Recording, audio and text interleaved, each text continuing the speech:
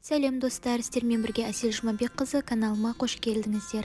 Бүгін сіздерге өте тез дайындалатын, әрі дәмді болып шығатын тауық етінен биф строганов тағамының рецебін ұсынамын.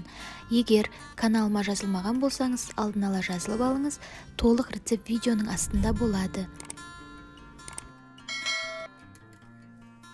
Ең алдымен тауықтың төс етін жақсылап жуып аламыз, одан кейін видеода көрсетілгендей етіп ұзыншалап тураймыз.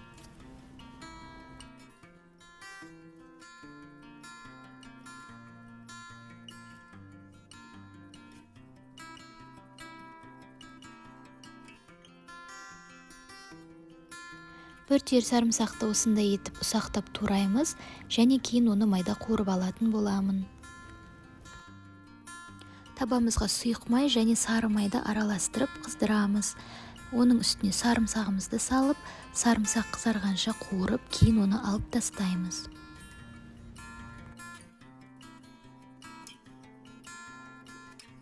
Сарымсағымыз қуырып жатқан кезде пиязымызды осылай ұзыншалап турап қоямыз.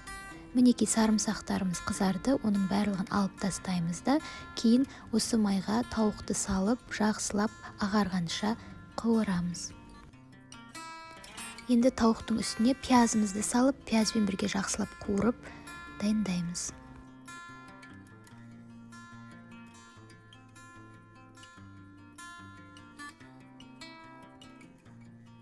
Татымына қарай тұзын салып, жақсылап араластырып, тауығымыздың бетін жауып бұқтырып қоямыз.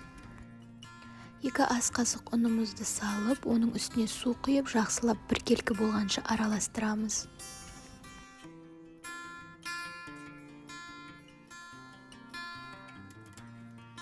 Неке осындай біркелкі болып шығуы қажет. Бұқтырылып тұрған тауығымыздың үстіне сұйықтығымызды құйып, біркелкі етіп араластырамыз.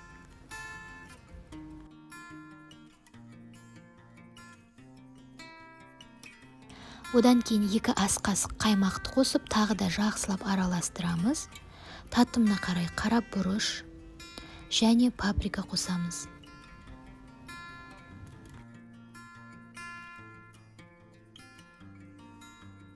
Етімізді өте жай отта 3-4 минутқа бұқтырып қоямыз. Келесі кезекте біз гарнир дайындаймыз. Гарнирге мен күріш дайындадым. Күрішіміз ыдыраңқы болып шығу үшін оны қызып тұрған ыстық майға қуырамыз. Және ерекше дәм беру үшін, ерекше түс беру үшін мен күрішке куркума қосамын.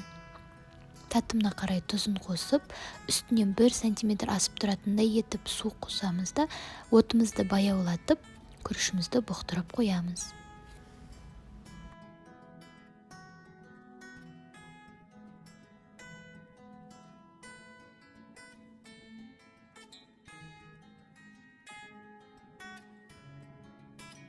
Назарларыңызға үлкен рахмет. Егер рецепт ұнаған болса, үйлеріңізде жасап көруге кеңес беремін.